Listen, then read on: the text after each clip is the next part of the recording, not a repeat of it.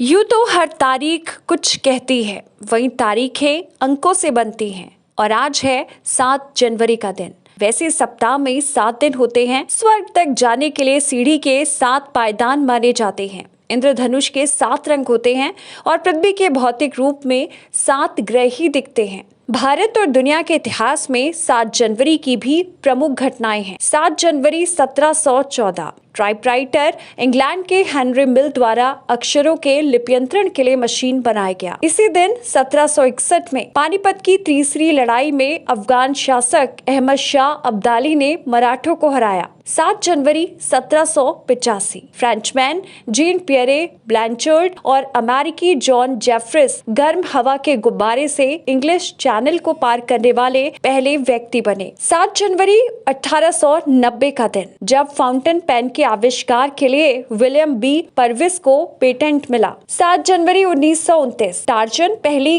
Comic strip में से एक है। 7 जनवरी 1943 अल्टरनेट करंट यानी कि घरों में आने वाली बिजली के जनक और प्रसिद्ध अमेरिकी सर्बियाई आविष्कारक निकोला टेस्ला का निधन हुआ। 1948 7 जनवरी आज ही के दिन शोभा डे मशहूर स्तंभकार और उपन्यासकार का जन्म हुआ था। 7 जनवरी 1953 अमेरिकी राष्ट्रपति हैरी ट्रूमैन ने हाइड्रोजन बम बनाने की घोषणा की। 7 जनवरी 1957 के दिन रीना रॉय, जो कि बॉलीवुड अभिनेत्री हैं, जिन्होंने 1972 से 1985 तक कई फिल्मों में अहम भूमिकाएं निभाई हैं, इसी दिन उनका भी जन्म हुआ। 7 जनवरी 1967 इरफान खान, जो कि एक बॉलीवुड अभिनेता थे, जिन्होंने हिंदी सिनेमा के साथ साथ ब्रिटिश और अमेरिकी फिल्मों में भी काम किया था, उनका जन्म भी इसी दिन हुआ। 7 जनवरी 1974 वरुण बडोला भारतीय अभिनेता हैं, जो कि मुख्य रूप से टेलीविजन पर अपनी भूमिकाओं के लिए जाने जाते हैं, उनका जन्म भी इसी दिन हुआ। 7 जनवरी 1979 विपाशा बसु सिंह ग्रोवर एक अभिनेत्री और मॉडल हैं और वे हिंदी फिल्मों में अपने काम के लिए जानी जाती हैं। वे तमिल, तेलुगु,